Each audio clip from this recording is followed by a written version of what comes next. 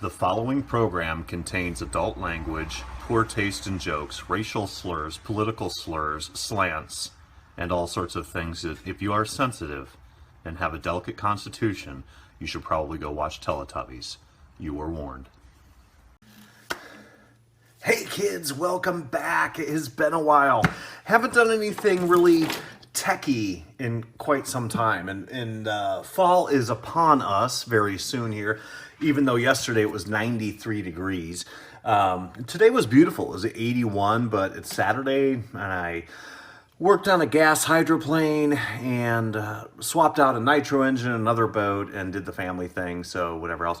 But anyway, this is going to be not really a technical video. This is a fun build, and this is not going to be a build video necessarily.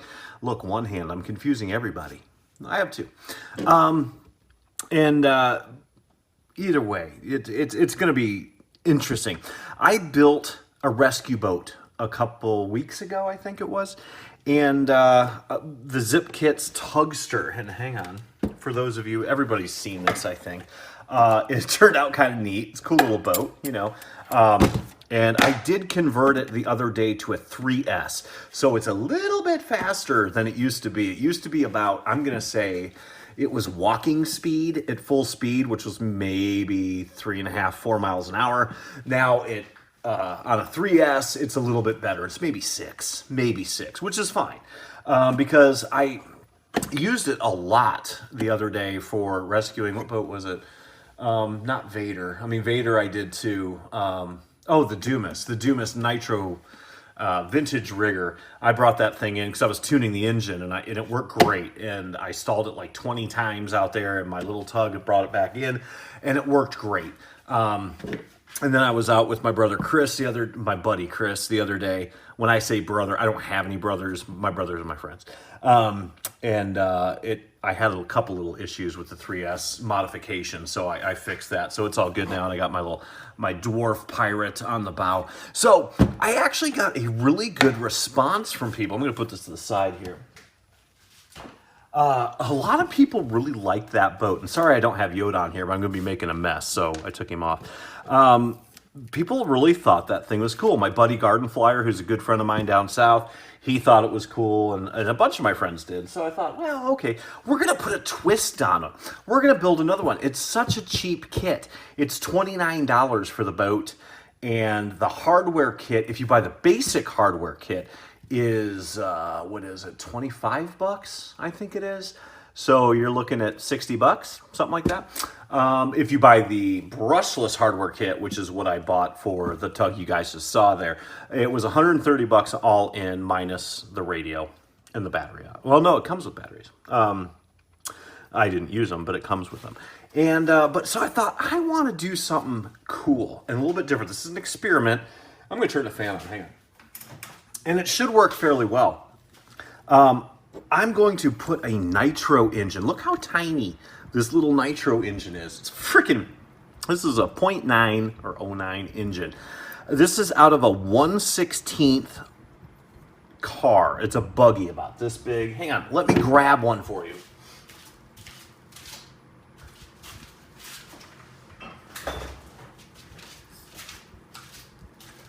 This guy. Now this is a tiny little 1/16, and you can see it still has an engine in it, Nitro car. Completely useless. They're fun in the fact that they're tiny and they look really cool on a shelf, but realistically, I wouldn't worry about getting one.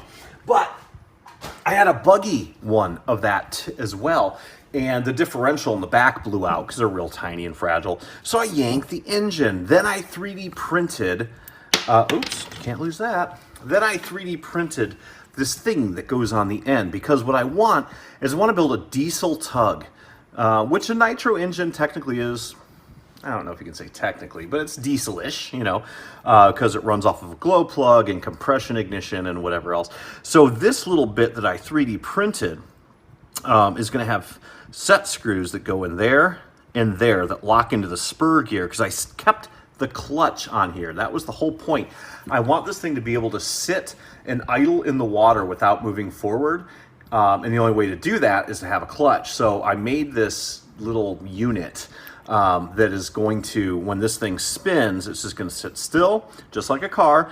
And when it speeds up, the shoes are going to expand on the inside of that cap, and boom, it's going to grab. So the original spur gear is actually on here. So when I 3D printed this, this is hollow up to here, but it's shaped in the same form of a gear, so it actually locks into the gear. And then I'll put a couple set screws in there and there, just to make sure it locks in. And the shaft for the boat, we're going to put a flat spot on it, just like a real, for a drive dog. We're going to put a flat spot on it, and we're going to slide that in there. We're also going to CA glue it and also set screw the shaft, because this is a 0.09 Nitro. You're not going to see huge speeds out of this. That's not the point. The point of this is it's cool. That is it. It's going to sound neat because this thing's going to be down in the boat itself.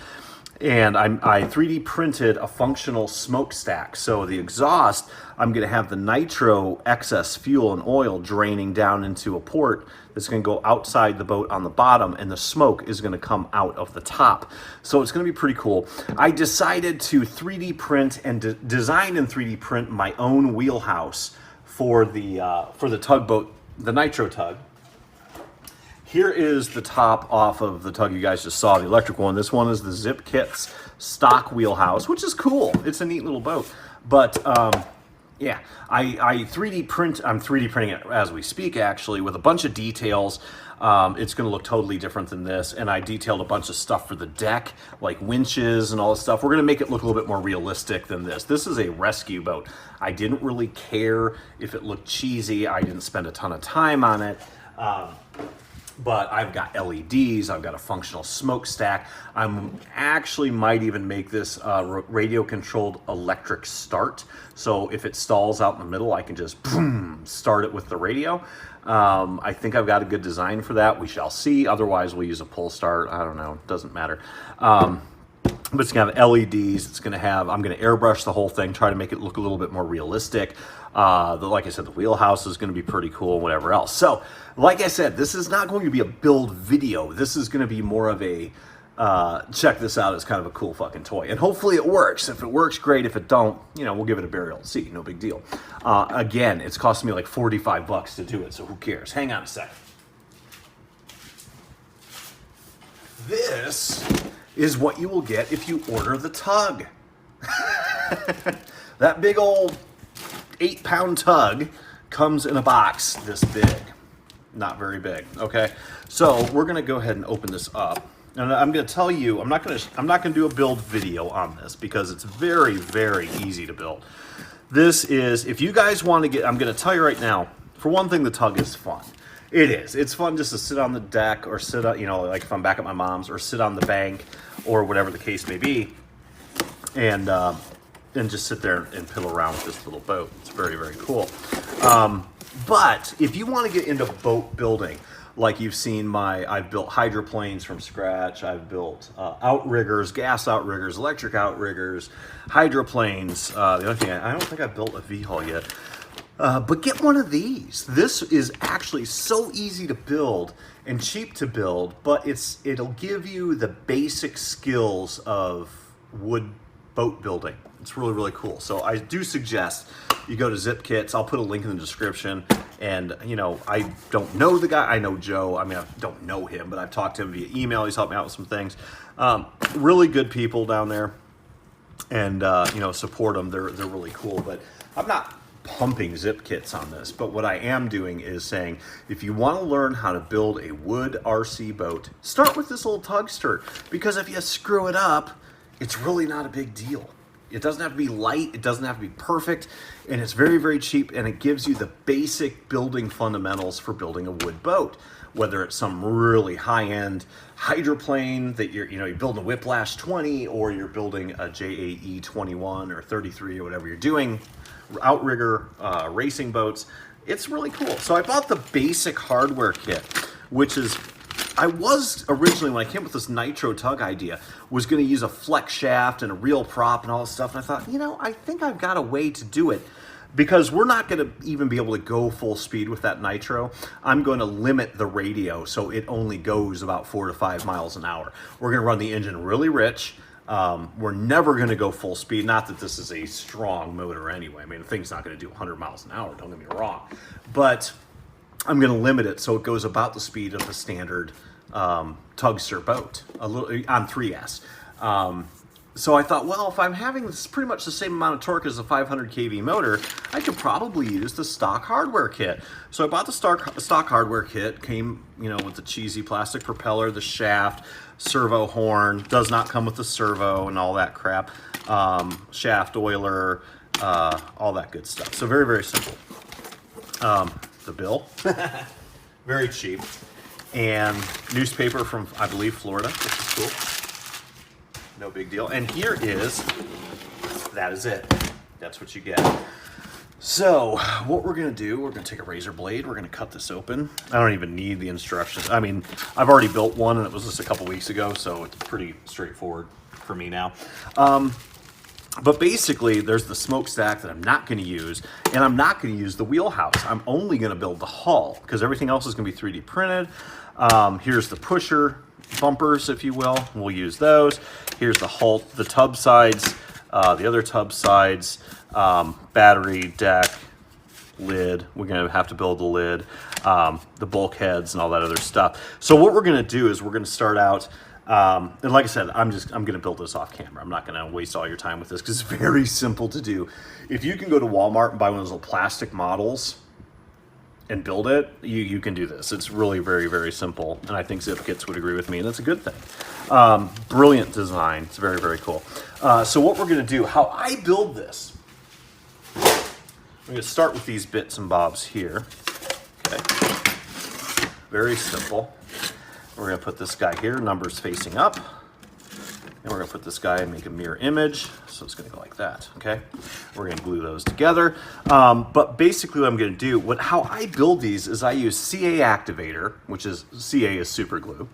And I have a big ass, nasty, gnarly bottle of CA glue. Okay, I love this stuff. I always use medium. And I actually CA this entire boat together. I do not use epoxy, but when I'm done, I use a 24-hour set epoxy when I'm done. So when this thing's all done and I got the bottom of the hull on, I've got all the bulkheads in, I've got the sides on and all that other stuff, and my roto twister. Then after it's all, then I seal the shit out of it with 24-hour epoxy, and I actually heat it up. It soaks into the wood, dries by the next day, and then when I get everything done, I do the outside as well. So the entire boat's waterproof, sealed perfect, blah, blah, blah, and stronger than a Catholic eye on onions. I mean, it's just very, very strong. So yeah, that's what we're gonna do. So I'm gonna pop these together real quick. Very simple design. Very simple design to do. You don't need a ton of clamps. You don't need a ton of anything. And I'll pop the bulkheads in and we'll be right back. All right, and we're back. So it's been about 15 minutes, maybe. We got her all ribbed up. All the bulkheads are in, except for the doublers. The doublers that go here and here, and the doublers that go on 3 and 4. So I'm going to go ahead and I sanded this down. We'll go ahead and put the deck, not the deck, the lower deck, the bottom of the hull in, and do all that shit off camera as well. Because like I said, this isn't really a build video. This is just kind of a progress, just kind of a neat little thing to do.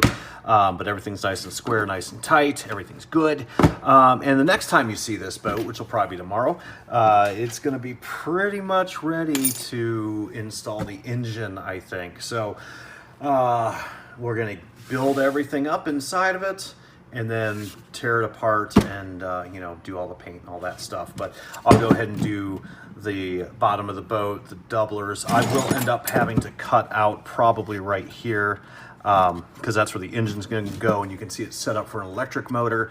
That's going to have to go, but I wanted it in there for until I get the bottom in and all that stuff. Actually, I may cut it out now. Pretty simple, not a big deal. Because the Nitro engine's not going to fit right there. So I might just take that out. I haven't decided. how I'm going to do that yet. I probably will cut it out though. So anyhow, probably tomorrow you will see the next installment of this. I'm going to do maybe 3 or 4 videos on this and get the whole thing built up, and we'll see if it sinks or swims, and hopefully it works. Anyway, kids, happy Saturday night. Until next time, keep shining side up. Bye.